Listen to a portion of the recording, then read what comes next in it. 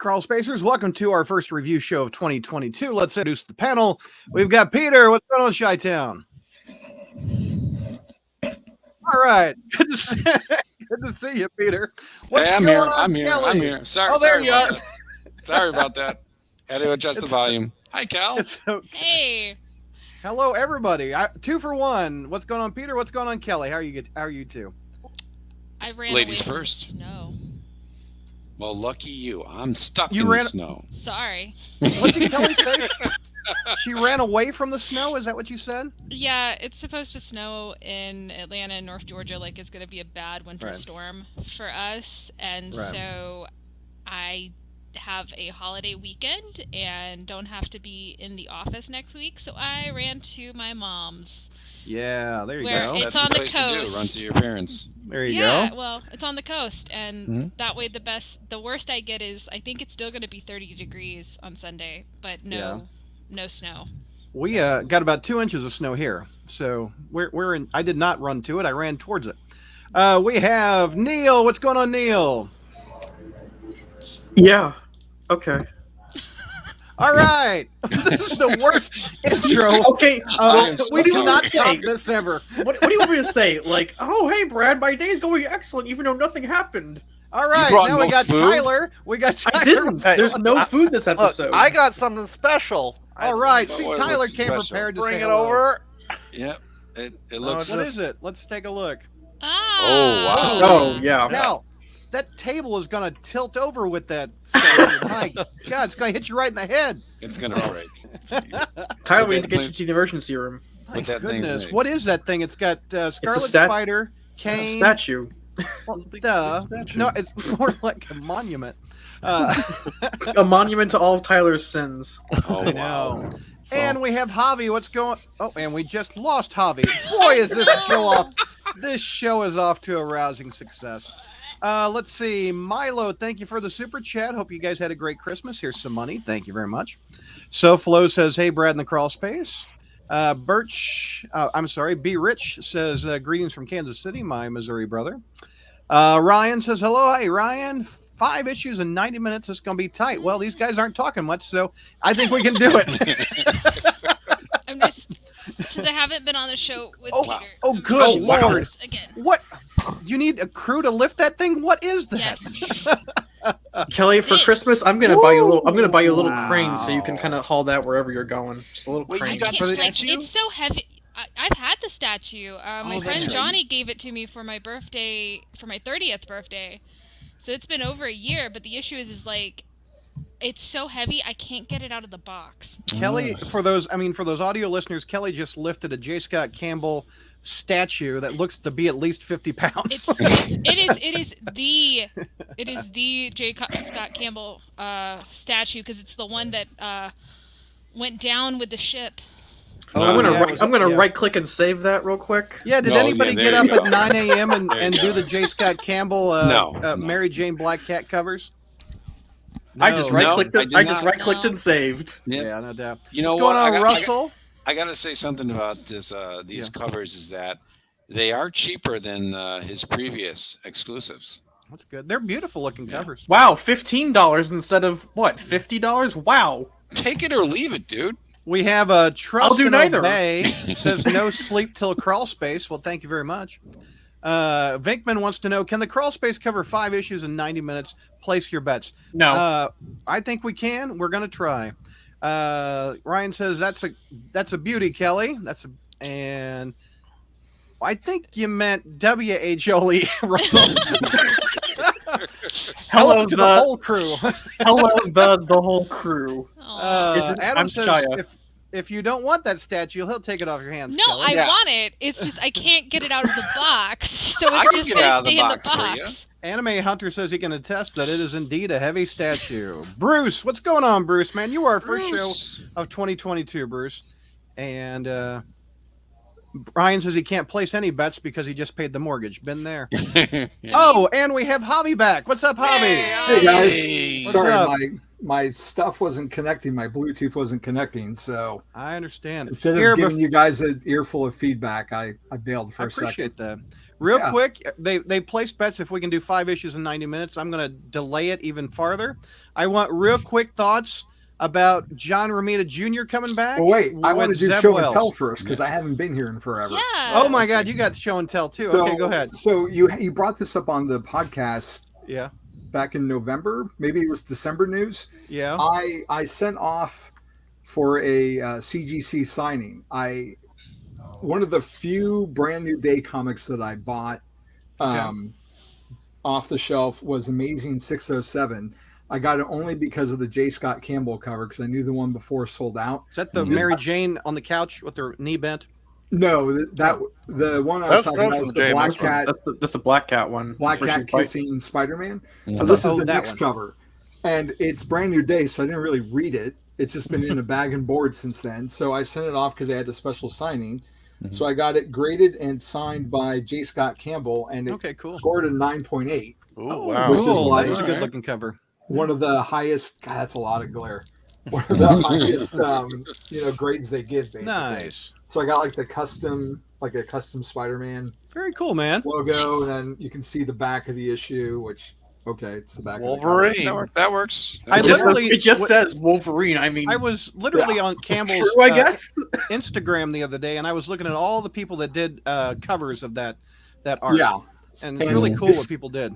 the issue by itself is crazy, but if it's graded, if you look on eBay, it's like a couple $100, Good like grief, $300-400 people are paying to get one of these. Man. So I was pretty stoked that it came back with such a high grade. Awesome. That's a hot So, item. so now you know somebody, Brad, who has got a graded comic. I Slap do. and everything. Try reading that thing. God, it's brand new day. I don't need to read it. I just need to look at the cover. True.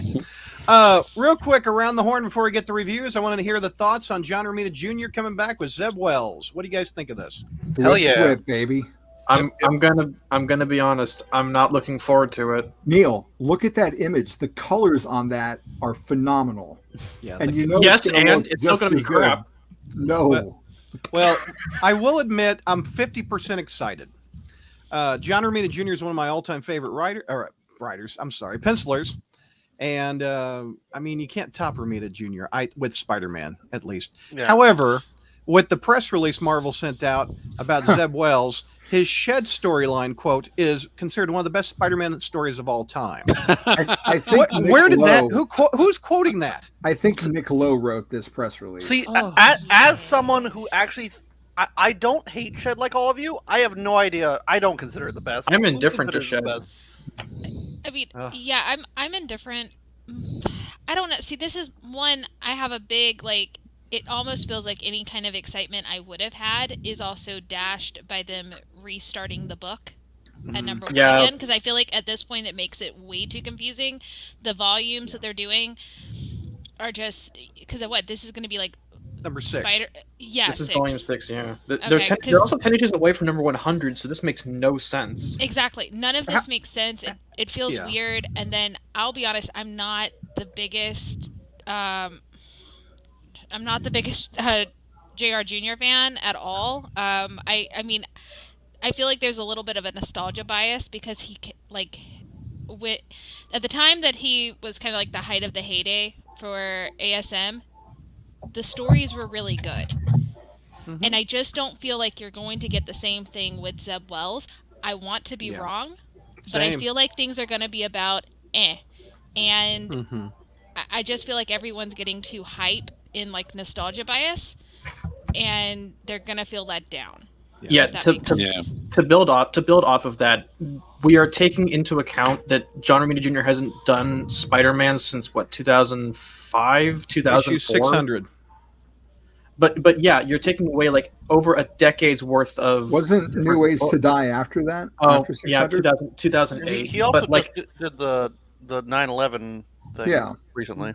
but you're taking into account about 10 to 14 years worth of age and progression, and again, I want to be proven wrong, and I wasn't like oh god, this is gonna hurt during the preview pages that we got, but like I don't know. It kind of feels like I kind of agree with Kelly that we're kind of treading the nostalgia well with this one, and like, Yeah. oh wow, JR, guys, I'm so excited. Mhm. And as someone who isn't a huge JR fan to begin with, and it feels like most of JMS's run came from the writing.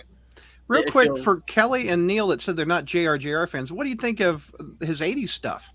I never With- said that I wasn't a fan. I said he's not my favorite. I don't particularly like his drawing style compared to others, but I prefer a more I think it's clear. I prefer a more cleaner, Yeah. consistent art. And I mean, it's just kind of his signature where the art's not always There's the a most lot of consistent. detail. Yeah. So, and that's just my personal preference. It's Yeah. not like I think he's a bad artist. Go Peter, what's up? So I'm excited, but also indifferent. But Brad, if you can go back to that image, the cover, the press release. Yeah. If you see it right there, I mean, just look at Spider-Man right there. It's not like he's swinging; it's like he's running, and the web's behind him. It's not really proportionate to the way he's swinging this arch. He looks like he looks like he doesn't care. He's just like Yeah. Spider meh more There's like it. Spider-Man, and there's a web behind him. So now I really digged JR during the JMS era. I mean, that was Yeah. a good story with good art, but that he put a staple on that, which is one of the during the beginning of JMS, it was really a good story. I want someone better. I know Neil's a big Gleason fan. We're all Rod Friends fans, but Mm-hmm. I want someone else to leave their staple, and I wouldn't mind seeing Carlos Gomez on this. As far as Wells is concerned, I didn't like the Shadow episode. I haven't read most of his other works outside of Spider-Man, but like I'm 50-50. Just I'm on par with Kelly and Neil. I mean, I like JR. Don't get me wrong, the guy's great. All right, but he's already left his staple, and his art is kind of blocky sometimes, and I want something a little bit more fresh. Give a new right. We those Stormbreaker thing that they're doing right now, where they're hyping up like their new editions. Let one of them take the reins for a little bit. Yeah, let a rising star. I'd do still show love their to see stuff. Ivan Coelho, who's doing Dark Ages right now, and he did some of the Venom stuff. His art's gorgeous. He did he did a couple of issues with Spencer's Yeah, ASM. he did with the Bajona podcast stuff. Yeah. But All right, let's get to the reviews. Javi, you've got the first one. All right, something we can all hate. Yay! ASM 882. By the way, how many issues until 900 before we get? Well, mine's not here, so literally, I don't know. literally I seven mean, issues. It's right. It's right there in the corner. No, I'm saying when they relaunch it for another volume 6. How many We're- until 900? I We're wonder. we're 9 issues or 7 issues away, I think. Okay, so I See, can that totally. feels weird. Because this is Marvel this is did totally get 882. weird. So I mean, Yep. it's Marvel. They're going to put out a new number 1, and then 9 issues Yep. later, charge you another $10 or but $9 think for that you 900. think you think they just let it go like 10 more issues, you get 100, and then you get a 900 immediately after, and then Mhm. Yeah. It's Turtleneck Miles time, Javi. Let's go. Give me a recap on this. Misleading right. cover, maybe. Amazing Spider-Man 81, Legacy 882. Saladin Ahmed is the writer. Brian Valenza is the color artist. Carlos Gomez, artist. VC's Joe Caramanga, letterer. And Art Adams and Romulo Fajardo, junior cover artists. Marcus briefs Ben on his next mission, tackling someone called Rhizome. Side quest: if he sees Miles, Ben needs to tell him to stop using the name Spider-Man. Yeah. So Ben checks in with Janine before heading out, using his new glide booster and web wings to get to the Bed-Stuy neighborhood in a hurry. Once there, he finds that Rhizome has already wrecked the neighborhood and moved on. Bystanders ask if Spidey is there to help, and he says it's not his assignment. So Spider Miles shows up just then, full of impatience at having just dealt with his own clones, and in true Marvel fashion, an unwarranted fight between the Spider-Men breaks out. Only when Ben lets Peter's name slip does Miles begin to believe that Ben is a friend, and they stop their ridiculous fight. Ben lets Miles know he works for Beyond as they stop a falling wall from crushing people. So Miles isn't thrilled with Ben's affiliation, as they are threatening to sue him unless he stops using the Spidey name, but agrees to team up with the clone. They track down Rhizome using Ben's Stark tech. His Beyond tech called Atlas. augmented tactical logistics and support. Rhizome talks and acts like the Hulk, smashing everything around. Ben and Miles team up. Let's see. Until the villain's defeated. They find that his powers aren't organic, but they're tech-based. This gives Miles a lead to track down his villain, the Assessor. The two Spideys part ways, with Ben not following through on his edict to urge Miles to use a different name. Maxine is waiting for Ben when he returns, angry that he didn't follow mission parameters, even sending Marcus to undergo disciplinary action. So once Ben leaves, a Beyond flunky tells Maxine that Doc Ock has been digging around Beyond. To be continued. All right. What's your grade, sir? B. Okay. Tyler? You're a C+. Neil? B. Kelly? B-. Peter? B+. D out of me. Go ahead, Woo! Hobby. What's your pros? Wow. Well, Gomez did a full issue of art, which was a welcome change of pace from all the back and forth of the last few issues he's contributed to. I thought Valenza's colors really enhanced the story and made the art pop. And Miles ties in well here. And it's always fun seeing Spidey's team up. We've had a lot of that lately, be it the games, the movies, a bazillion crossovers. But it was fun seeing them together. So that's it for pros, but it also ties into my cons. Okay. Hornacek calls me the typical negative Brad. I assumed the JR role. Who had a high grade on this for pros? Peter, go ahead. What's a big pro out of you on this one? The art. Mm-hmm. Carlos Gomez is one of my favorite artists, and the art, I think Adam said in the comments, is just gorgeous, which it is. Mm-hmm. And just Miles not taking any kind of crap from Ben. I like that. Like, you are not, you don't have claim to the name Spider-Man, even though copyright laws may say that you do, but he knows it's not happening. But also if they actually went to a lawsuit with copyright laws, I feel like Miles has a bigger case. Yeah. Because he's been running around as Spider-Man a little bit longer than, well, not as long as Ben has, but because Ben was Scarlet Spider and then became Spider-Man, it's a bit different. Yeah. But it's not even that Ben. Like, what does the law say when it's the 27th clone of the one who was Spider-Man before Miles? Right? The one from the 90s is dead, yeah. And also for legal precedent, you need to have Miles' secret identity, but, like, is Ben going to, I guess, dox Miles to get this case to go through, or... Yeah.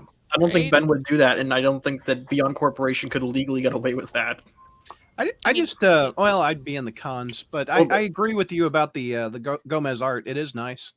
I think he had to draw a very ugly looking Miles costume. Yeah, I think it's great that Ben is finally showing a spine. Like one of the things that we've kind of been lamenting on this podcast is that Ben has essentially just bent over and taken Beyond's will. And it's nice to see him kind of finally pushing back, and it creates some really good conflict between him and Maxine. So it creates some stakes further down the line. Like, oh, I'm gonna kill Janine or something, and Ben goes, "No, don't kill my heckin' redhead Reno." Yeah. Kelly, pros out of you. What did you like about it? Basically, just mostly the art. I mean. Like I said, it's kind of what Neil says. I like finally seeing some movement in the story of where Ben is going to fight back. We knew that was going to happen at the beginning. We knew something was going on with Beyond.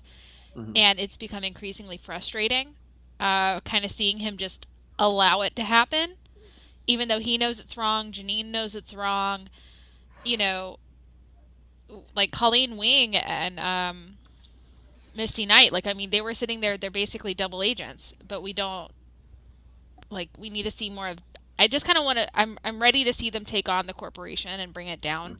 I don't think we're seeing any, nice that I know, but that's what I'm saying, we're inching a little bit along. Yeah. I just don't feel like it's fast enough, which we'll talk about probably later issues. I don't think we're getting any follow-up on Monica until like 92.bay, which is like the second to last issue in the run, which is stupid. Tyler, pros out of you? Art, like everybody else said, Carlos Gomez is a fantastic artist, and like seeing him do a full issue.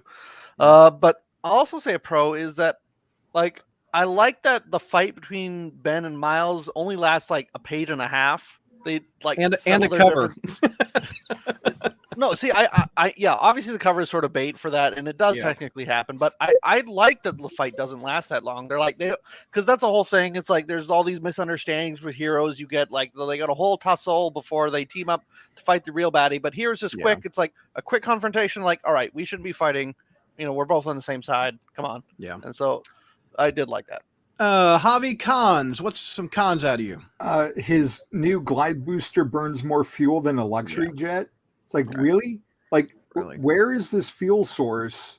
Is it nanobot fuel? Like, I don't understand. Yeah, in a world where Tony Stark exists and repulsor tech is like all over the place, you would think that Beyond is better at salvaging this kind of stuff and it repurposing seems like a lame reason to have it be something he doesn't use all the time by saying, well, it burns more fuel than a luxury jet. Well, like a luxury jet's gas tank is got to be gallons upon gallons. So like, where is this fuel coming from? It was just the writer with the throwaway line. Yeah. Look, Yeah. Beyond Corp, they've got a sandwich department. It's okay.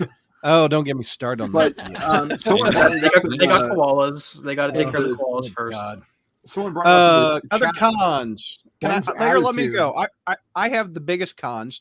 Hornacek beat me to it, so I'm going to pop his comment up. Spider Ben shows up and sees civilians needing help and says, "Hey, I didn't understand the assignment. I mean, that's not my assignment. What's the hell?" I agree. If he is a clone of Peter Parker, he should have at least some intrinsic, hey, I need to help these people before I go on my assignment that I'm getting paid for, and let the burglar run away and innocents are affected. He's an idiot. Ben is an idiot. And also in the fact that he also showed up in Miles and he instantly gives away Peter's identity. That's a con for me. This character is being written so dumb. And Peter Parker wasn't even in the freaking issue, was he? Nope.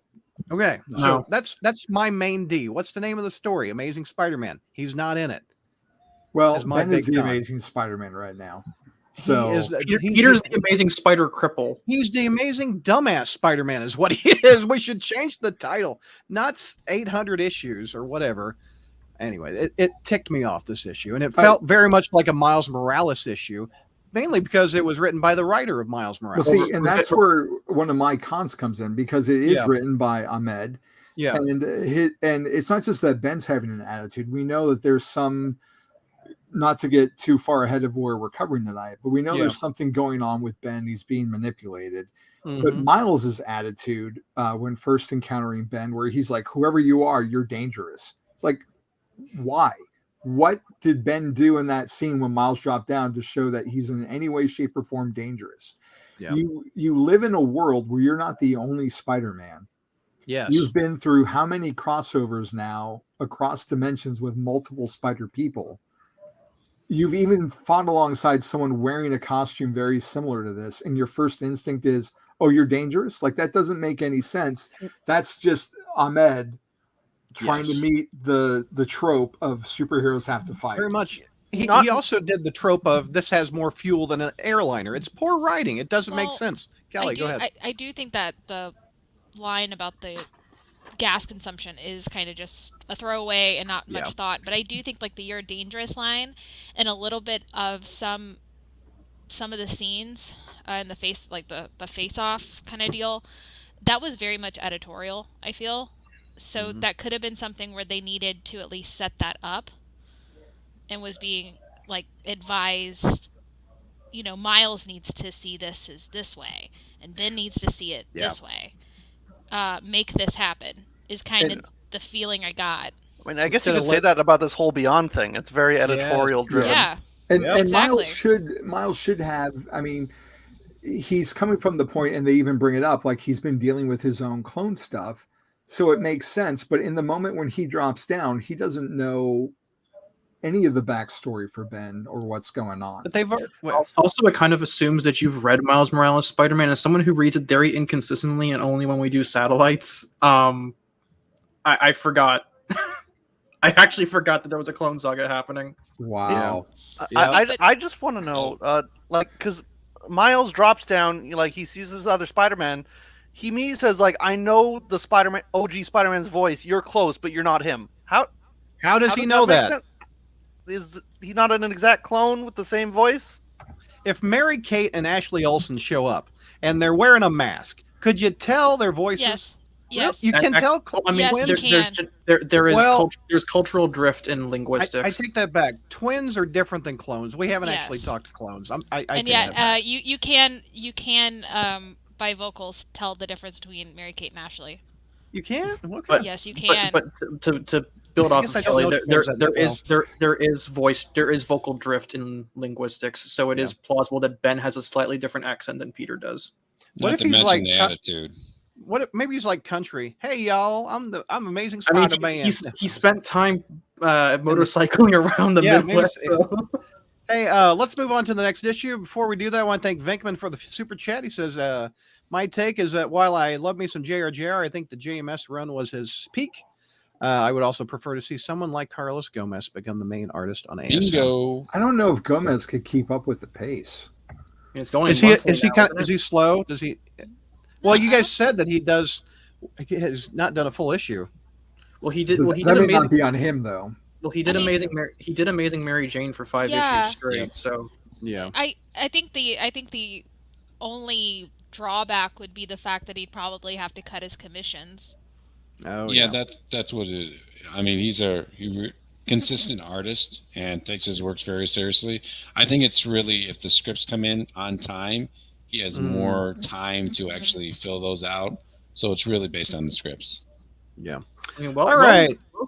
Wells gets his scripts in on time, as far as I know. So I don't think that Yeah. would be a problem on his end.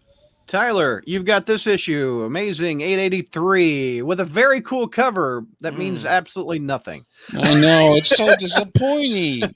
What the heck?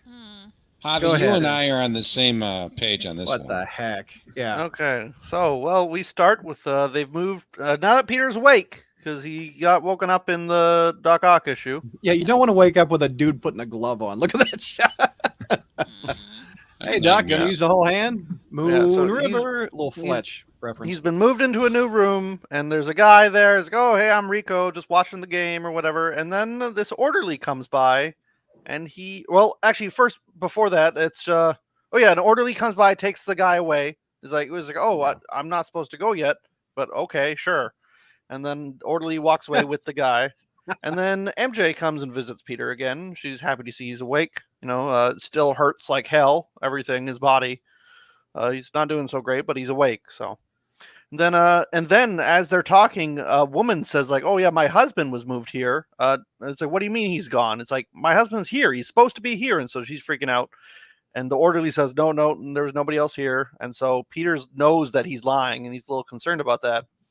But MJ's like, "Oh, don't worry about it." So she kisses him on the cheek, and then the orderly says, like, "All right, ma'am, you need to go out. Visiting hours are over." She's like, "No, they're not." And he's like, "Oh, it's special circumstances." And so she sort of shrugs and says, "Okay." But she leaves, and then there's another person in the room, and the same creepy orderly once again is like, he looks like he's out of the Addams Family, sort of. And he basically says, "Oh yeah, it's your time to come with me." She's like, "What? I'm not being discharged. What's going on?" And she's like, I'm supposed to go home." And so Peter once again tries to stop him, but he sits up and he screams and fades to black again. And then Peter wakes up, and the orderly turns out it's Peter's turn, and Peter starts questioning him, but the orderly turned out he drugged him, and so Peter's vision once again fades to black. And as Peter's like he's sort of trying to stay awake, and he's being wheeled throughout the hospital into the catacombs of the hospital, I guess.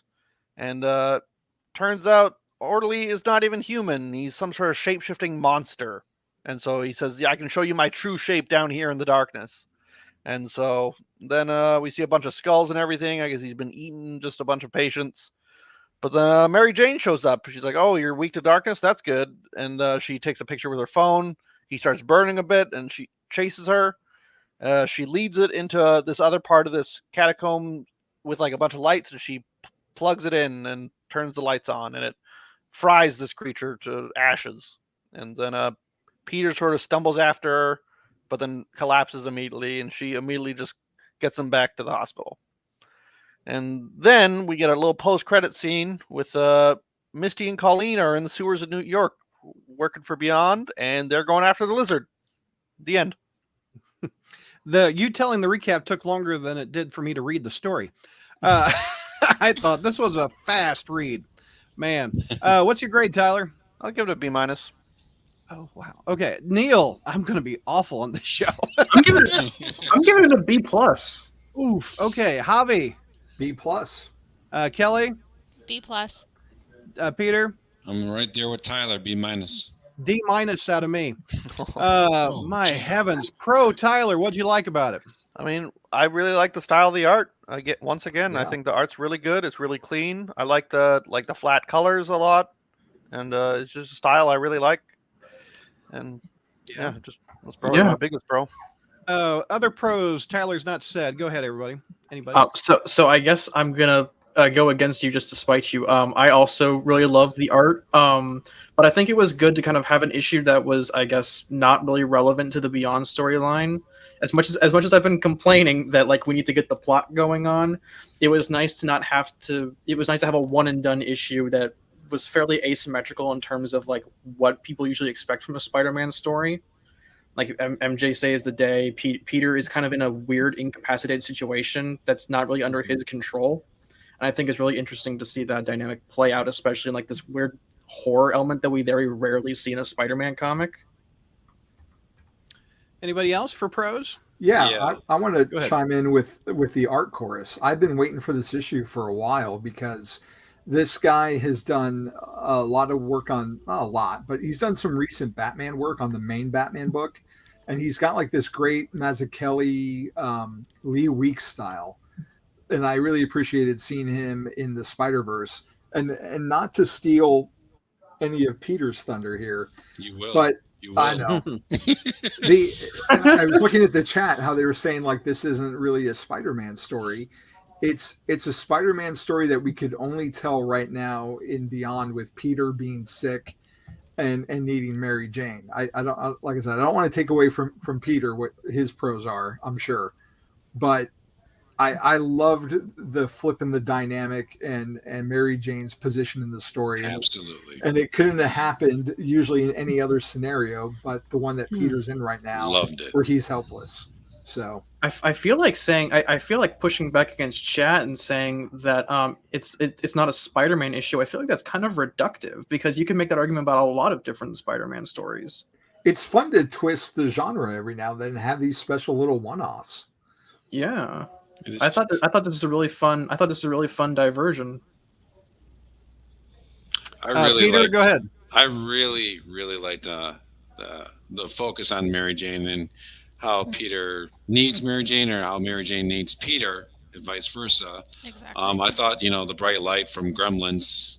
Oh, killing you the stole monster. my line. I Sorry. was just gonna say Well, that. Javi went after me, so I'm going to Bright go light, after bright the next light. player. Yeah, I was just gonna say that. But we'll get into the cons later. I mean, you guys are probably going to hate me, but I didn't really like the art too much. Me neither. Hated it. I like It's what okay to be wrong. That's my line. Oh, we'll get to it. We'll get I to it. hear that We'll all get the to it. time in my house. It's all good. Yeah. McNulty has a good comment.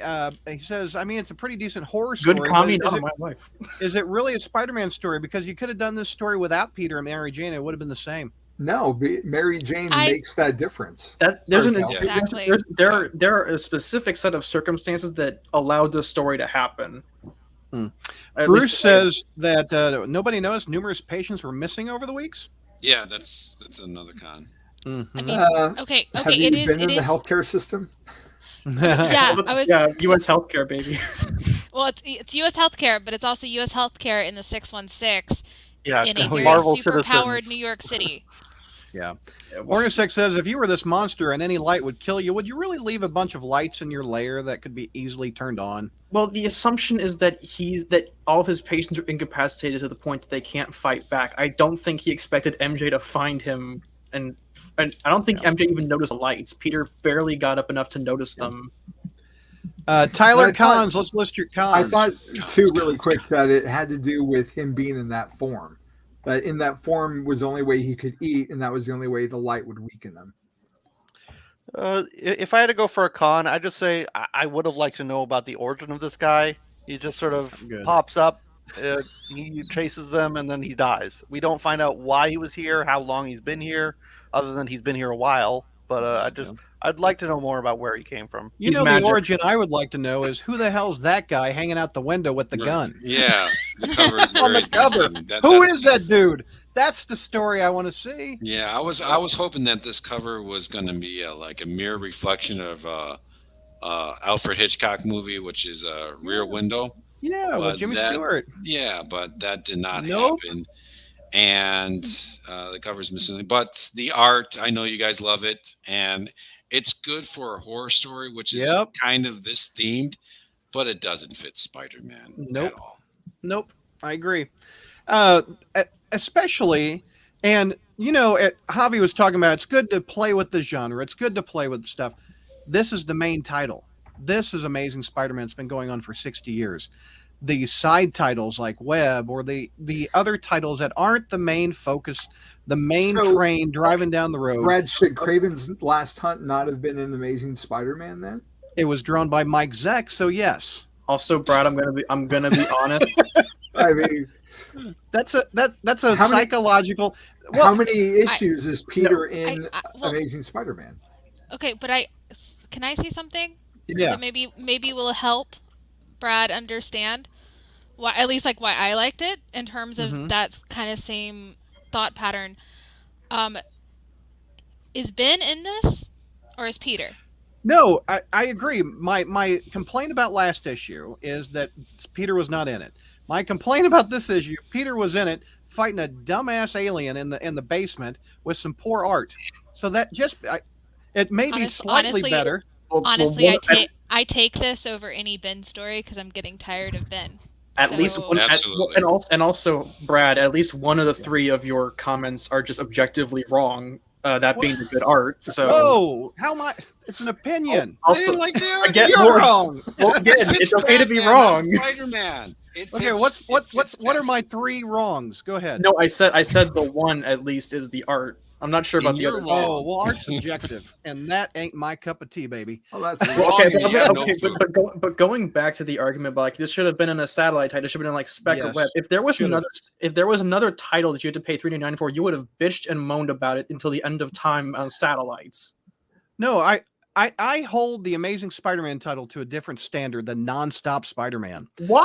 Or well, because it's the flagship title of the Marvel I universe. was going to say Non-Stop Spider-Man had Bocello art, so we've gotten Ramos on ASM, the main title. So I'm just saying. Remember the Deadpool and the Spider-Man team up that wasn't amazing? It was my main complaint too. That Steve Weicker said we're doing this for me, not you fans. But if art is subjective, then it doesn't matter what art it is, because I'm not as offended by this art as I am the. But like, why should I hold like the value of ASM higher than like, I don't know, She-Hulk or something like that? Is it just because it's Spider-Man? Like, again, we're going back to the subjectivity. There's a legacy to this character and his main title. She-Hulk. There's not 60 years of She-Hulk. Well, there's 40 probably. But I'm just saying, you don't think of Amazing Spider. At least I don't. I don't think of the She-Hulk title that's been well, I can't say that either because I was like She-Hulk stopped and started as many a time as Amazing. But my point is, Brad, is that the value you're putting on ASM is fairly arbitrary compared to a different title, and I get like why ASM is held in such high regard. But saying that like this belongs in a satellite title is fairly reductive because you're just saying, especially when the majority of this podcast likes the art. Yeah. Well, I feel free to like the art. I've been buying it for years, and I don't like the art. ASM. But my point is I think the title. I think this title deserves better artwork and better writing than what we just got. So does Spec deserve worse? No, that's the argument you're making, though. I'm saying your A team is on Amazing. Your absolute top of their writing prowess and the top of their artistic talent. You put them on Amazing. Let Kelly speak. It's just been us. Go ahead, Kelly. I just want to bring up the question of how long has it been where we haven't really had a full A team for a long run? Yeah. Also, Amazing is hurting. Agreed. It's not the A book anymore. But at some point you just kind of have to accept that what you feel Mediocrity? is the A team, unfortunately, Yeah. just does not exist anymore. Yeah, like you're like Because again, I think this like where we came back about the nostalgia bias. I feel like that's a part of what on how you're grading this, and that's not a. And what Neil is saying is that's not exactly fair in a 2022 world. Well, I don't care for the Ben storyline, and I didn't Well, care no. for this Peter storyline, Mhm. and also, I didn't. I, just the alien in the basement with bright lights and kill him like a gremlin, and the poor art, in my opinion, It's not my cup of tea. Well, It seems like a backup that should be in an annual of Web of Spider-Man. I Is get what it. it feels like. Yeah, no, I Brad, mean, I understand. Yeah. I don't like the art either. All right, but Yeah. this is a horror story, and the art does fit the story. I'm going to give it credit there. This is a horror story. Art fits the story. We're not seeing Ben. We're seeing Peter. Peter's just kind of on the sidelines during this whole story. But the biggest pro for me is the fact that we're kind of cementing that Peter needs Mary Jane and Mary Jane needs Peter. Yeah. Those are two big things. I mean, they're in the book. Ben's not there, and you got the two main characters. Yes, they're not at their finest, Yeah. but again, this is a horror story. They're going with a horror artist that fits more Batman. So, again, I've I been don't ignoring- like the art. well, I I've been mean, ignoring chat. Adam says that to me, Spencer and Gleason, Spencer and Bagley were pretty close to the A team. Hornacek says if you have a problem, if no one else can help, and if you can find them, maybe you can hire the A team on Amazing Spider-Man. Soflo says Kelly was right. B. Rich says I'm right. And I agree with Peter, says right. So everybody agrees with somebody on this. Everybody's right. Yeah. and I guess Bruce the says, and I, It's all- the fool that don't put the best team on Amazing well, Spider-Man. and I guess the takeaway here is like Yeah. what qualifies as an A team. Like for me, it would be like Gleason and Patrick like I don't know Gleason's an A-team? McKay, but for someone else, it might be Rainbow Rowell and Chris Anka. It's entirely again, it comes back to the artist's subjective I think argument. and I guess even that's more the so than takeaway. that, it was what qualifies as a Spider-Man story, and can a Spider-Man story only be one type of story? And also is the same A team quality that we have now the same A team quality we expected 20 years ago. Because the talent pool has changed drastically in the past 20 years alone, let alone 40. Storytelling has changed drastically. All right. Let's see. Any other cons before I went off on a huge rant. Hornacek actually makes a good point that wasn't Peter sitting upright and looking healthy at the end of 80. Bay, and now he's in bed and ridden. Yeah. That was a bit weird, and it felt a bit contrived for the plot to work. But it's something I'm like, oh, he had that initial adrenaline burst, and now he's Yeah, lying especially in bed. since we're gonna get into that next issue too, where he is still Exactly. feeling in pain. physical Yeah. therapy. Yeah. Okay. Kelly's got this next issue, number 83/884. Take me through that one. Alrighty. So, obviously, this one's going to be written and drawn by Gleason.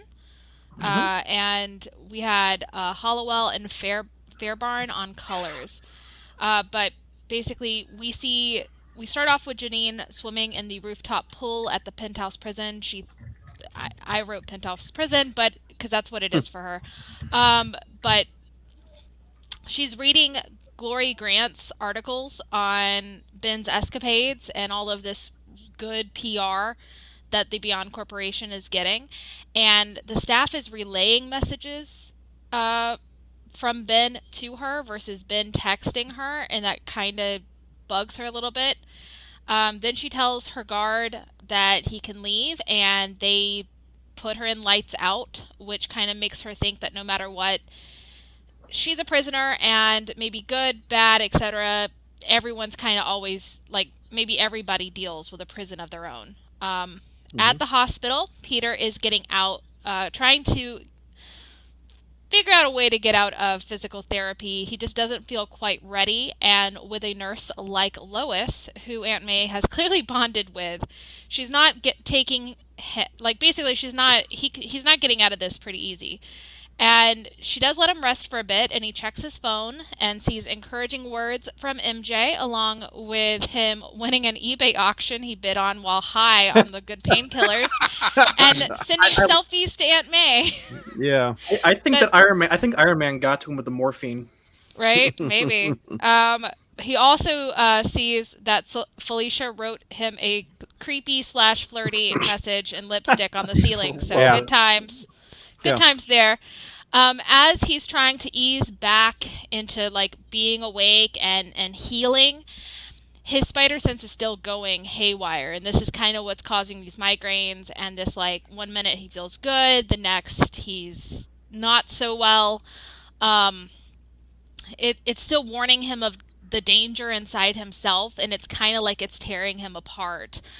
He's told the nurses it's debilitating migraines and made excuses, but it's really just kind of taking everything in him to keep this somewhat under control. Like, that's just how bad this pain is, and it's overwhelming for him. So as he has like another spider sense spell, it's almost like he kind of goes to sleep and is in this little dream world, and he asks for it to get out of his mind. Like, he's like, just get out of me, like, please stop this pain. And so it's, like I said, like a visual dream representation, and he asks for it to get out, and these spider legs come out of Dream Peter's head and kind of explode out the back of his skull, and it walks away. Like, I called it a web ghost, but it's very much like that Gleason cover, but which is really cool. But I will continue to call it web ghost from here on out, because that's kind of what it is. So the next scene is back at the hospital. Peter has now moved to the window, and he's starting to act like he's okay again, and he's on his own. And Lois brings Peter his eBay winnings. That was really fast shipping. And they get back into the PT talk, and Peter gets back out of it, telling her that he just needs a few more days to kind of get his feet back up under himself. And that's when Peter puts on his cosplay costume he bought and goes outside as Spider-Man, just to kind of feel like himself. So he's all covered up, he's drinking a coffee, and he's just kind of chilling on the rooftop of the hospital. Yeah, I feel that. Yeah, and as he sits on the ledge, he hears cries of help and tries to come in and save the day in the hospital parking lot. But sadly, even if it's two idiots he can mop the floor with on a bad day, he's still really in no real shape to fight, with his spider sense all out of whack and acting erratically. Captain America is thankfully at the hospital for a new hospital wing opening and helps stop these criminals from shooting Peter in the head. But since his spider sense did not warn him about the gun, the bullet, or Captain America's shield, the shield winds up bashing into his head and knocks him out again. While knocked out, Peter dreams about being a kid. It's like this mixture between the story we've been hearing throughout this run about where Peter stole a pack of gum, and also when he's been sick with the flu, a story that Aunt May has told Lois, the physical therapy nurse.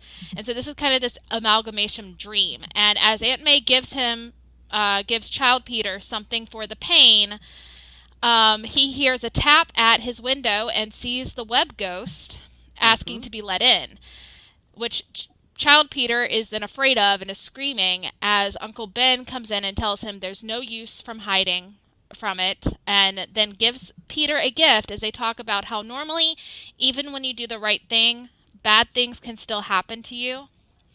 And being a good person means not hiding away from those hard marches or turning away from something just because it hurts.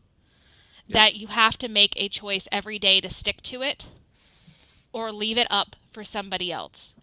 And Peter promises to kind of keep those life lessons that Uncle Ben taught him, to do what is right, even when it's hard, until the day he dies. And then Child Peter is sitting up in his bed as he waits for the web ghost and tells him that he can't really feel that side of himself anymore, but he wants to, and he's willing to do whatever it takes, no matter the cost, to be one with that spider side again. And he won't give up.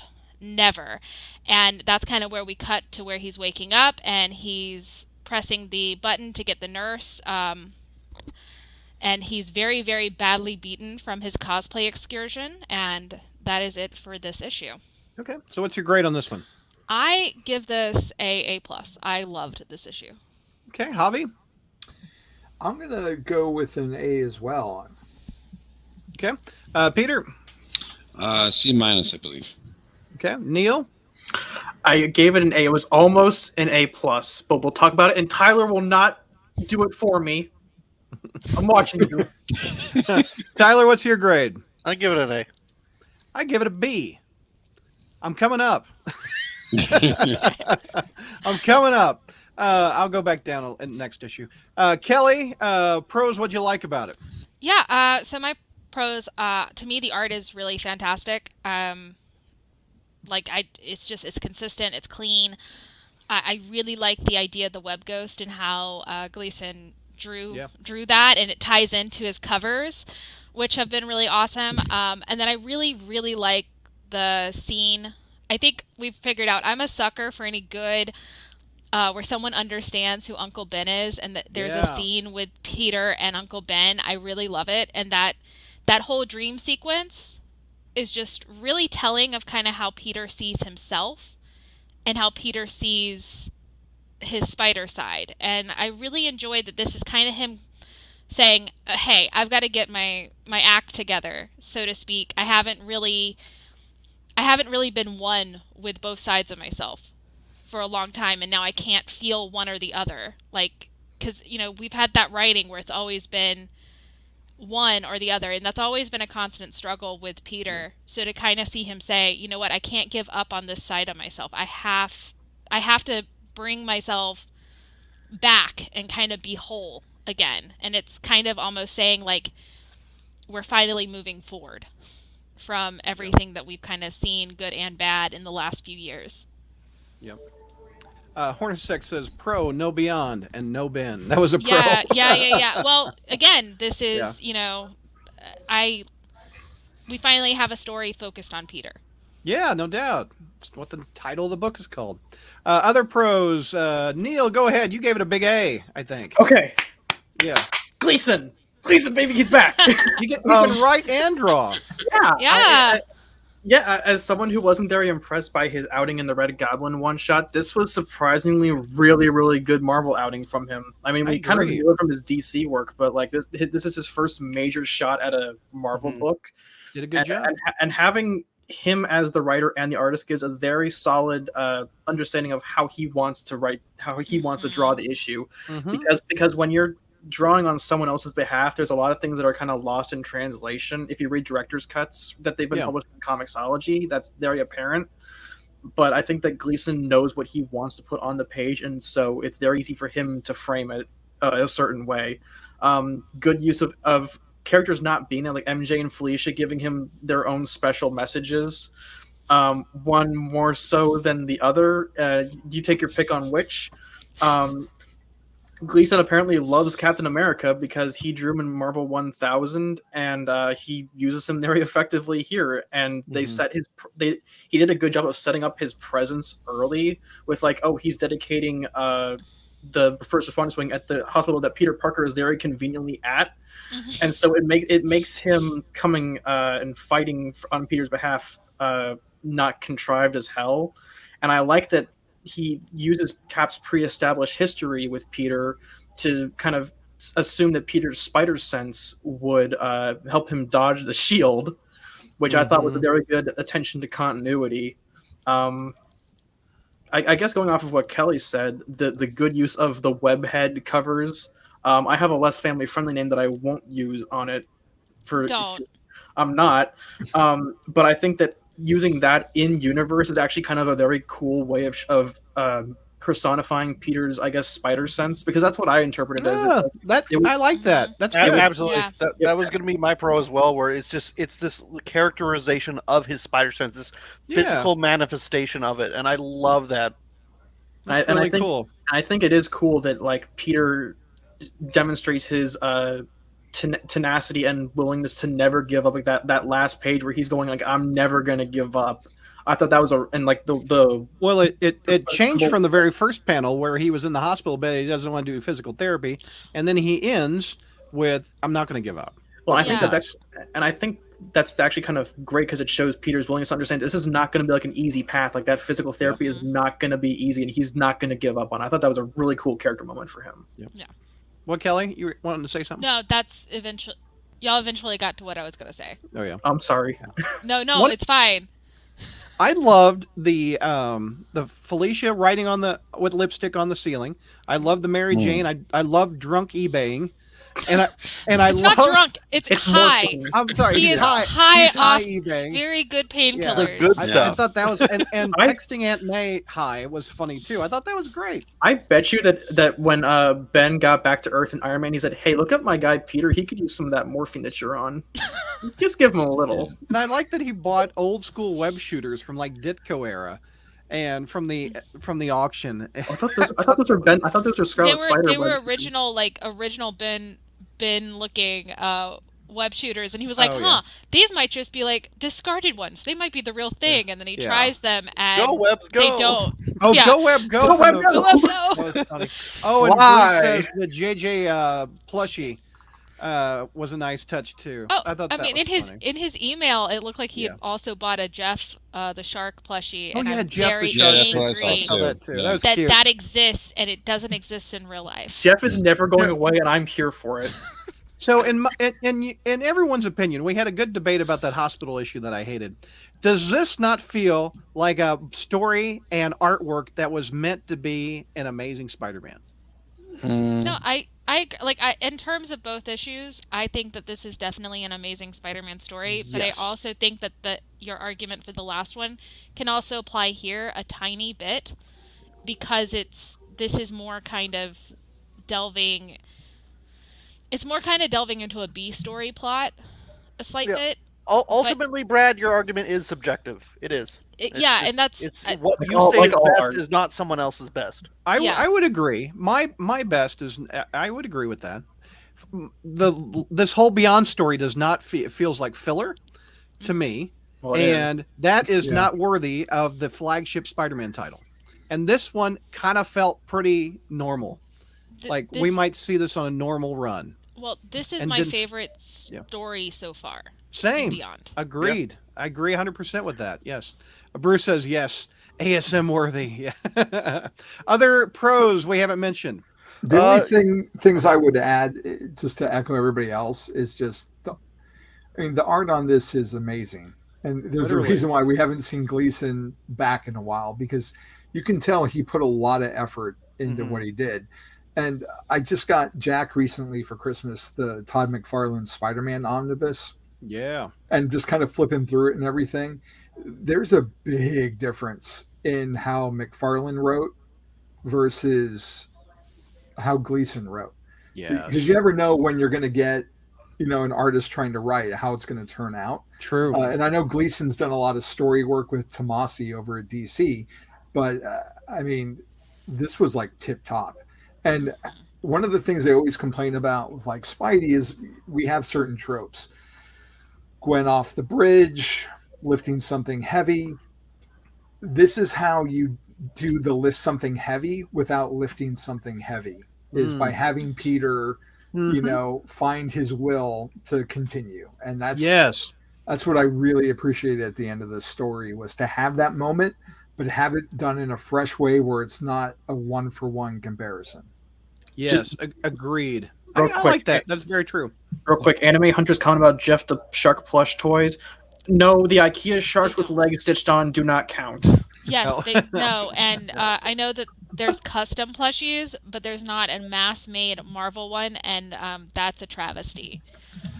I saw that pop in a box. No, I'm just kidding, Kelly. Oh, that's too Let's soon. not. Oh, Let's too not. soon. I love Kelly I love He Kelly went there. I Just love to have Kelly. her go off. I love Kelly being on the edge, like, oh, I'm gonna stab you. Is he going there? Yeah. No, I'm kidding. Pop in a Just- box. Oh, yeah, you're does not have tired Jeff of breathing. Okay. plushies. just to add on to all the things people have said already, I don't have a whole lot to add for my pros, but it's just like what everyone else has already said. Yeah. I can't get enough of the look of that like web Spider-Man, the Oh, yeah. physical It's great, manifestation yes. of the Spider Sense.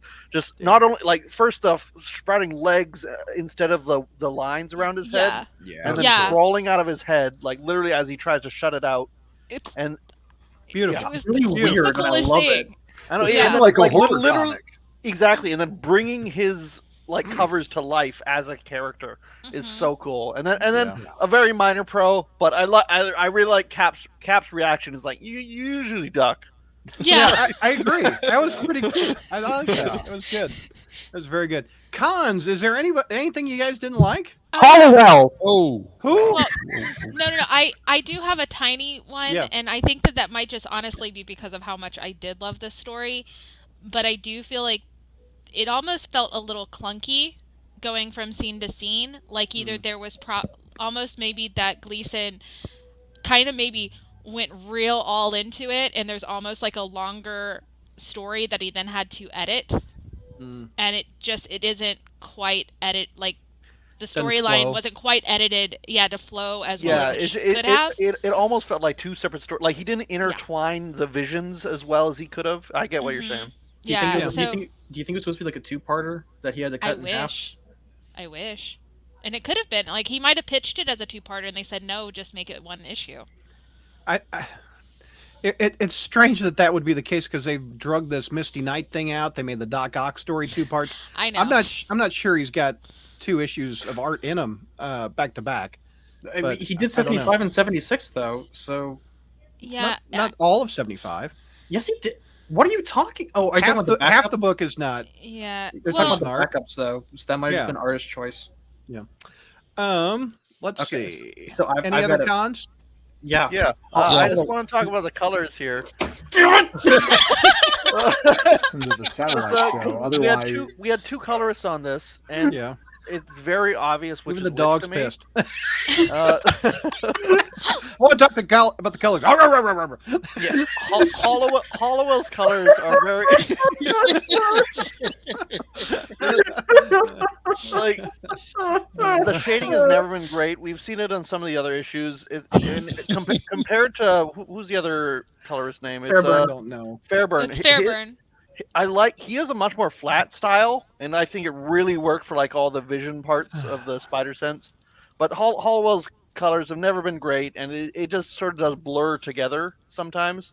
So Who did And the yeah, art where the spider sense is in the window? Was that That's the what one you don't like? That was Fairburn. yeah, Yeah. that's Fairburn. That's a That good was one. great. I like Yeah, that. that was No, great. that's what I'm good. saying. It's That's a good one. Hollowell. Oh, we okay. hate. Hollowell. Yeah. Yeah, no, I 100% just stole that from Neil because I knew he was going to complain about the color.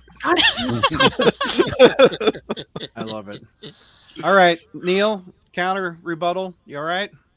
No. he's fine. I took He's everything he had to say already. All right, we got half an hour to get through 2 issues. moving on. You guys All ready? I have left is Yeah. hating Hollowell.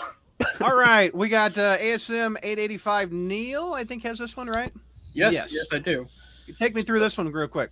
All right. So after a kind of flashback to the Uncle Ben scene, it revealed that Ben is using the Sonic the Hedgehog ring to restore his memory. He prepares to throw Ashley Kafka out a window and remembers, oh wait, I've got to get laid tonight. So he goes to meet Janine in their apartment, and they suit up into their fancy clothes and get into a car. But not just any car, guys. It's a self-driving Rolls Royce. And unlike Tesla's, when Witch TikTok hexes the moon, it doesn't catch on fire and crash. Wow, Neil. Just wow. Neil. I mean, But it's not driving in the lane. It's in the middle It's of it. down the middle, yeah. They're in the back seat. Who's driving? Well, I mean- driving down the middle of the road, isn't it? Well, it hasn't crashed though, so I'm giving it that. So I guess Witch TikTok has hexed the moon tonight. So they get a call from Marcus, and he says, "Hey, Dr. Octopus got Witch TikTok. He hexed the moon. We need you to guys come over here and stop him." So Ben's like, "Curses! I got cockblocked again," and he suits up and flies away. I skipped it earlier, but Dr. Octopus disguised himself as someone's grandfather and raided a Beyond Corp Jeez. facility. And he's basically digging around looking for a plot device. Yeah. And Ben comes in and starts actually winning a fight for once. What a shock.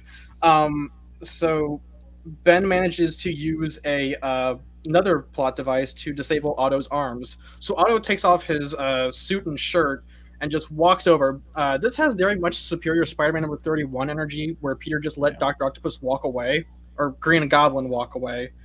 And Otto grabs the remote from Adam Sandler's Click and then uses it against him. First, he uses rubber bullets the wrong way. What a deep cut, Neil. That was funny. You're just like pop culture, aren't you? Adam Yeah. Sandler's This is Click. this is his JR impression. Oh, this is good. Anyway. So first, he uses rubber bullets. He doesn't use them correctly, but it's Dr. Octopus and he's an asshole, so that makes sense. Man. Then he forgets that Ben is not a symbiote and uses sonics against him. Then he uses lasers against him, and then he forgets, oh, I'm having a dementia attack again. He is a symbiote after all, and then sonics him again. Dr. Octopus stands over Ben in victory and goes, wow, Ben, you're a jobber. And Ben passes out and wakes up in the Beyond Corporation's med lab yet again. And Marcus is like, hey, man, listen, American healthcare isn't really that great right now. Maybe you shouldn't be doing this often. And Maxine comes in on hologram and says, hey, Ben, you messed up and I'm really mad, so fix this problem. Yeah. And Ben kind Is of this the one with the sandwiches?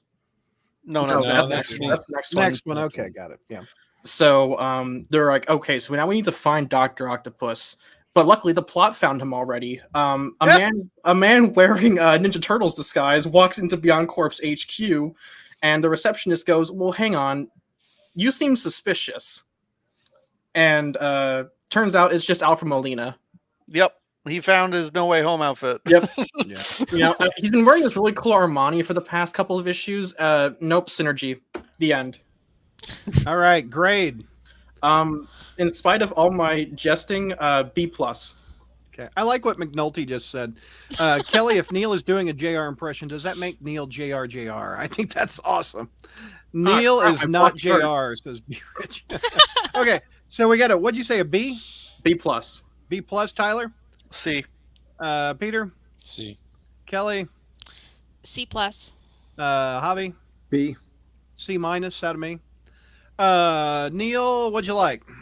So, the main thing I really liked is Paco Medina's art. Yeah. Medina really carries this issue in terms of how panels are laid out and how the action scenes flow.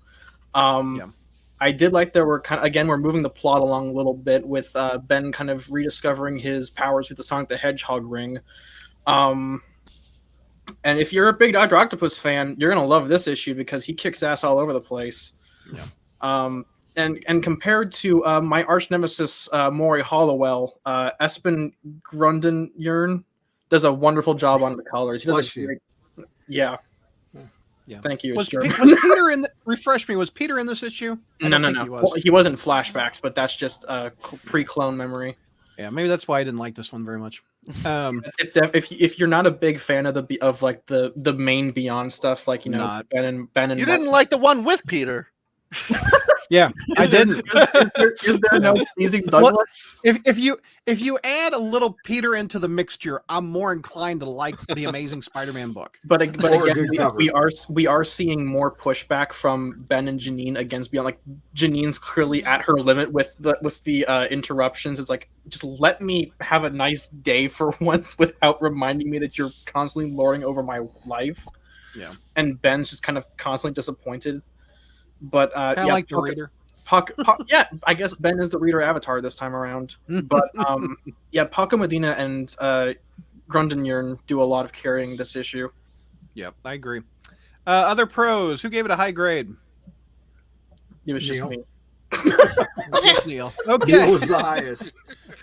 Javi, what I what's thought some it of your was- pros, man? It was good. I think, like Neil was saying, the Paco Medina art really saved it for me. I thought it was a lot more polished in this issue than in the one that follows it. And I didn't find Ziegler's dialogue to be quite as out of character as it's been in other issues. So I appreciated that. And it's more of a pro for the next issue, so I'll save it for that. But overall, it was just I enjoyed reading it. I thought Doc came off really strong, and it felt like we're finally going somewhere a little bit.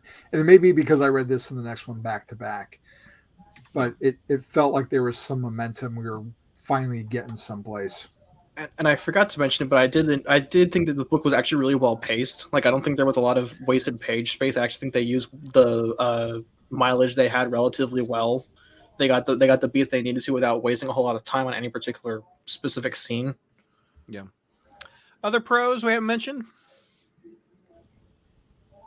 Okay, let's go to the cons. No, Peter. Ben's a jobber in this issue again. A what? A jobber. It's a What's a wrestling term. jobber? It's a Someone wrestling who term. loses. Employed? Someone who's meant to lose. Yes. Oh, he is Yeah. a loser. Yeah. Like letting Doc Ock, who's completely armless now, actually steal the drive while he just stands there and goes, No, it is the hey, click remote. You can't stop me Yeah. on this one. Yeah, no, that is 100% my biggest con. After he's deactivated the arms, they show a panel of Ben and Ock standing right next to each other, and all the way on the other side of the room is the thing Ock needs. Right. And Ben just stands there's like, where are you going? Stop. Does it earn you any points? Does it earn you any points with you, Tyler, that the next panel is Ben saying, "Oh yeah, that was dumb. I shouldn't have done that." Yeah. The fact that he's self-aware, It doesn't Is matter. that does not that monologue? lessen it for you? No, it doesn't. Them pointing out how stupid it is doesn't make it better that it happened. No. Yeah. I think this is like worse. I mentioned this is like Superior number 31 where Miguel just watches the Green Goblin walk away. I think this might be worse because Ben is like in a position of complete control and he just lets Ock walk towards the click remote. Okay. That's Okay. funny. But even when Ben thinks he's in control, at any point in time in this entire storyline with Beyond, he has never been in control. No. And that I think is kind of what's being highlighted here. My thing is like my main con is just if I'm actually excited that Otto Octavius is in a comic book, something's wrong because I've expressed how much I dislike Doc Ock and what he stands for in these comics now. And the fact that I got excited kind of made that bad for me. How many times did he say the word superior in this book? Yeah. At least twice, 3 times. It's now a thing. Every time he shows up, he has to say the word. Hey, has he? Well, so you know when to take a shot when you read the comic, Brad. Oh, I know. No, we're all right? gonna Does he die. always say What's wrong don't? with you? What, Peter? Does he always say dolt? I mean, since Three Slot, slots. yeah. Yeah. Okay. Here's a weird con. Ock going back to the Alfred Molina costume. I really like the Armani suit, and I feel like this was just synergy bait. Yeah. I didn't Movie. like movie. Marvel, Well, I get mean, a Marvel. I've noticed too, though, with the kind of rotating cast we have for this story, I don't think that communication has been as clear as an overarching thing, which is something that editorial should be doing. Yep. Instead, it's Yep. let everybody do what they want to do, except in these key things that we really need because we need this story to be exactly what we want versus letting the writers and artists actually be creative. And plus, we got to do quantity over quality, don't we? We got to put 3 of these things out there all the 5. time. We got to keep feeding the beast. 5 a month, Yeah. baby. month. Consistency is not a thing for Marvel anymore. It doesn't to be seem honest. like it. Yep. Especially on the A team. On the A book, I mean. Okay. We have 15 minutes till it shows up. We got 1 book left. Are we ready to go? Wow, Yeah. Peter, are you ready? Yeah, Wrap me well, up. I This got one just 15 came out. minutes to go with this thing. All right, here I we know. go. Go, man. All right, so we have Amazing Spider-Man number 85, Legacy number 886, written by Cody Ziegler, art by Paco Medina.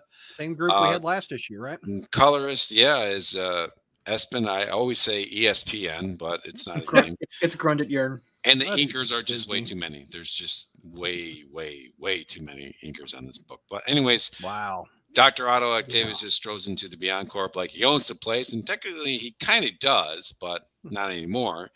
After discovering a talking fish and some sandwiches that can grant him wishes, I swear I'm not making this up. Brad has already mentioned it. Read next wave. God. He has a run-in with Misty Knight and Colleen, who are easily defeated, by the way. Meanwhile, Ben is using his glide booster to rush to Beyond headquarters to stop Doc Ock. And since he's from the 90s, he's going to pull a Tim Allen from Home Improvement and give his rocket boosters that Beyond made some More afterburners for power. more power. He used the fuel of 2 airplanes to get there. Mhm, that's right. Which he says, "Hey Marcus, take away the bioscanners that reach my bioscan, so I'm coming in hot." Which begs the question, why don't you just turn off the scanner so he can crash through the window? Why are you waiting for him? Well, do you And- want glass to pierce every bone in his body? Yeah, at this point, yes. Yeah. Brad just answered your question. Thank you, Brad. Let this be Maxine. over. The evil mastermind behind this whole thing, Maxine Danger, who's seriously dressed like a supervillain, is in helping her safety when Dr. Octopus pays her a home visit. Yeah. And instant bake, crash through the window action. Spider-Man shows up and the two fight. During the fight, Ben tries to convince himself, Doc Ock, that even the reader that he's not Spider-Man. Yeah. Doc Ock slaps Ben upside the head with the drive that he stole and informs him that there's nothing but that he is nothing but damaged goods, and proves that there's a difference between being woke and awake, and he escapes. Ben informs Maxine Danger that the drive has been destroyed, but he knows better because he read some stuff that he did not like, and asks Janine to wash his mask for him, giving Janine his mask, but really we think the drive is inside the mask, before he goes to the bathroom to take a nice long shower, adding 7 years of bad luck after he punches a mirror. I'm giving this issue I believe I gave it. Oh, this is actually a first, an A-. Whoa! Neil. I gave it a B+. I did not expect Pete to be a grade higher than I did on this issue. Wow. You gave it Tyler- a B+. Yeah. Tyler. B+ from me as well. Javi. I have to go B- because the art took a dive compared to last issue. Really? I thought. Yeah. Okay. Kelly, grade B-. I'm with Uh, Javi. D out of me. Let's see. Peter, pros. What'd you like? Well, the art I actually did like a lot, and Doc Ock is written pretty good. I mean, Ben won the fist fight, but it's really Doc Ock who won the entire battle with his brains, exposing Spider-Man. Like, this is what Beyond is doing to you. You better take a look. And Ben coming to the realization that, yeah, he is being played. At the end, I think he's upset about it and is trying to find more information from it. But he's coming to the realization that he is being set up for as a patsy. And the only one who he can trust is his redhead, Janine. Yeah. I like what Vinkman says. A talking sandwich and a fish that can grant wishes. Yeah. Hubba, what? Is that like Amazing Spider-Man or Mad Libs? Very I can't. I can't insist this enough. Read Next Wave. God. This Yeah, is well- very in line with them. Yeah, and two, this is like been there, done that at this point, because we should Mhm. already be over it because this gag has been played already. Yep. Maybe this writer hasn't played the gag, so he doesn't know what the Well, other guy's doing. Probably. You know, to go Yeah. back to your point, nobody's talking to each other. Yeah. They've just got they've got a board in the office that says Yeah. Beyond Ideas, and this is There's nothing there. It's really the beyond the ideas. You Wasn't don't wanna this a touch. common problem when they were trying to put out 3 books a month back with Brand New Day? I Like think you'd so. see something happening in one book, and then you're like, "Oh, we got a new writer. Oh, he didn't get the notes from the previous one." Yeah. Yeah, but We now also we're having saw- that problem in the same issue or the same creative Yeah. thing. This was a problem in the 90s too with the Clone Saga. People were not talking to each other on Friendly and Spec and Amazing, and it's been a common problem when they try to turn this many comics out. You know, but other pros that you guys liked about it? Ben's Kinda like- characterization, or Is he or smartening up? the revelation that he's being manipulated. This whole Beyond era, I've had a hard time like just feeling connected to him as a character, not even just as Spider-Man, but as a character. And I've Agreed. been rereading some of the like Todd DeZago clone stuff, and I'm really looking forward still to J.M. DeMatteis's Ben Reilly book next week. Yeah. But there's something about it, just it doesn't feel right. I don't know if it's because I didn't read Clone Conspiracy, so I feel maybe like I'm missing something, but Ben hasn't felt very Ben to me. Him talking about like his anger issues and how he would Absolutely. be so macho. Is it And I because know he's- that Ben Riley had some anger stuff from being on the road, but at least with this, I feel like we're getting to a reason why that's happening. Do you think it's the shake that he's drinking is making his moods and his mind not what it used to be or whatever it was? I mean, I think there's something in the shakes Why the shake maybe specifically? because he's he always pointed sucking it on out. one. He's always drinking one. He was like, Well, "This he is pointed gross, out but they how make it me drink tastes it." awful like 2 issues ago, and how Yeah. they were going to work on the formula to make it more palatable. Why is he drinking him? I think it's a controlled thing. I think, but anyway. So I feel at least like with this 2-part story, we're getting more of a reason why maybe Ben doesn't feel like he should, and we're getting a little bit more behind the curtain. Yeah. Other pros? I kind of like that Maxine dresses like a super villain. Oh yes. Who was it that said she looks like Cruella? That was me. That's funny. Look at her. Totally Cruella right there. Yeah. What was the Kravenov daughter? That's who she reminded Anna. me of. Oh, Skittles the penny hooker. Yeah, I can never remember her name because you guys always call her Skittles. I can never. I think George or Jr. made that one up. I can't ever forget that. So, because I'll be honest though, I feel like I've at this point we are lovingly calling her Skittles, and I kind of feel like Skittles is a slightly better character right now than Ben. Yeah, I'll give you that. Yeah. Radic says, I'm in the same boat as Javi. Marvel has not given us a reason for why Beyond exists other than to apparently pad out the story until 900, but even then, why? But I mean, because Nick Lowe edited Next Wave and he really liked Next Wave. to this issue's credit, this is getting the story moving. Like this issue finally is like Ben is realizing something is wrong, and I think that lash out of him punching the mirror is powerful, especially with like. Even though I'll just say that I really like how the punch in the mirror around his face mimics the imagery they've been doing through the run. Yeah. You know, another con out of me is that I am tired of the lack of Chi-Town in the back page of my comic. I want a letter page. Instead, I got just like Nick Lowe says, "Oh, you better watch the next one. It's going to be better than this mediocre." Wow. It's not even Nick Lowe saying that. It's one of the assistant editors they got the assistant saying, editor "We doing it, keep telling you to read the Bay issues, and you're not reading the Bay issues. Yeah. You need to read the Bay issues." Are you Well, my I Bay don't or pay, not I my don't Bay? pay Read the those Bay. assistant editors underneath the table like I did with Nick. Oh, I wasn't supposed to say that out loud. I'm sorry. Now we know. Now we Yeah, know the exactly. truth. Yeah, I want a letter page back. I want to hear people like me saying this is crap. Well, they wouldn't print that.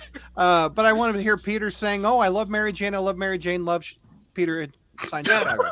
Yeah, What? that's what his letters are. You know. Wow. So before moving That to was during the cons, Spencer run, dude. I know, right? before we move completely into cons, I do appreciate that. we were. Again, the issue. Well, We are in cons. You just Brad went right moved in before there, Neil man. was done. Once Brad said we're in cons, we're in cons. Hey, man, we got 6 minutes. We are definitely in the cons. Let's go. Okay, so I do think the issue was well paced, though. Like again, it didn't really waste. That's not a con. I said I'm not a pro. I'm not in the cons yet. Okay, now I'm in the cons. Janine looks like a Vulcan. Janine looks like okay. Janine says Janine looks like a Vulcan for some reason in the second to last page. Oh Yeah. Doc Ock, that is not logical. I'll definitely, well, in terms of art wise, I liked it for most of the issue, but then for like the last like 4 pages, the art takes a dive, and it's just like look at Ben's symbol, especially like at It's point. Oh, It's, that was a con for me too. It's Yeah. not. It's not off. It's dead center. Mhm. and not only that, it's just like an oval with like lines sort of hastily drawn around. Yeah, I did notice that too, man. Good call. I wanted to say a big con for me is that, well, this is actually a big con for Clone fans and Ben Riley fans. This is not the Ben Riley you know before he died in Revelations. It's fine. This I like Kane character better has anyway. been changed. I mean, going off This right off power. half he said, it's not the Ben Riley you know. You have a hard time just, relating to this person or actually liking this person because he's been changed. Yeah. Here, McNulty has a comment that Kelly also No, agrees there's with. the other one. The other one. Oh well, I That's agree not, with that this is one. not a con. That's just That's just a Which theory. McNulty one? That's just him. yeah, hypothesizing. the one that Yes, that one. Okay. That's basically my main con. When I mean, Doc Ock the villain tells the so-called hero that he's nothing but a corporate stooge and that Yeah. he's telling the truth, you know there's a problem. Then again, Spider-Ben has clone envy. Mhm. Yeah. I mean, I now think that yeah. I think his theory about the shakes having like something that stabilizes a generation. We solved this problem already. Did no one read Spider-Geddon? God, no one No, read no, I mean, no, I no, read no. I We read it. I read it, but I did too. It Yeah. looks like But it you looks got like there's more factories. to it. But it looks like, but he got put back to factory. He said like there's no degeneration. Yeah, but No. that was already inconsistent with what had happened before. Yes. Nobody Yeah. cared Bru- about what had happened. Bruce also Speaking- says it's hard for him to overcome Ben being a hero after the clone conspiracy storyline. Agreed. I agree with you. Speaking Well, of inconsistency, Ziegler wrote this issue and last issue. Last issue is Ben and Janine going to dinner. It's night. He gets a call. He leaves, gets knocked out, wakes up 30 minutes later, and then this story picks up, and now it's daytime. And he runs into Dr. Kafka, and she's like, "You better hurry up and beat Doc Ock because we got an appointment later." Fight ends. Ben, it's daytime still. Ben goes back, and there's Janine like, "Oh man, this dinner that we picked up didn't probably not going to reheat so well." So, So, mine Is so it still nighttime or is it daytime? Because So we're my- getting conflicted things. Go ahead. Sorry. So my assumption is that Ben left at night, right? Janine went to go get Thai food. Ben gets jobbed to Doc Ock. He wakes up and he spends the next day or so looking for Doc Ock, and then by the time the issue 84 ends, Doc Ock has come back to Beyond Corp, and Ben has to hurry back to Beyond Tower to help Maxine. That was my assumption. Yeah, but what Thai food doesn't reheat well? The one that the plot Exactly. decides it doesn't. Mm. Apparently, Thai food at the 616. I Guess so. forget what a poster said it, and Hornacek just said it again about six inkers. Javi, you said Yeah. the art took a dive, and the six inkers probably is to attribute to that. I would agree. I think it's one of Ziegler's strongest issues that he's, because I know I've been really hard on him capturing people's voices over on the satellite books, but I of all the ones that I've read of his, this is the favorite. I think this is the best issue he's written. Yeah, It's just there seem to be some inconsistencies that bugged me. right. Other cons that we haven't mentioned. Matt says this Ben Reilly is the Dan Slott version of a Spider-Man as a sour cream sandwich from his Clone Conspiracy. What did I just read? What? I don't know what a sour cream sandwich is. I'm glad Neil doesn't have any Horace- food because the comments are actually bringing the food to us. I know all these daytime, nighttime inconsistencies will be explained at the end of the Beyond story. Ben is in a holodeck, and all this is an illusion. There you go. Oh, Star Trek. it's a dream. It was Just all like- a Oh, dream. yeah. It's a No. holodeck episode. Javi Just and I like- know yeah. this. Just like Uh, Trip dying on the holodeck. Oh my goodness. Guess what, gang? We did it. 2 minutes to Yay! spare. Yo, We did it, yo. I Yo, did yo, have yo. one con from the yo, Grace- yo. If you want to stick around, and And why wouldn't you?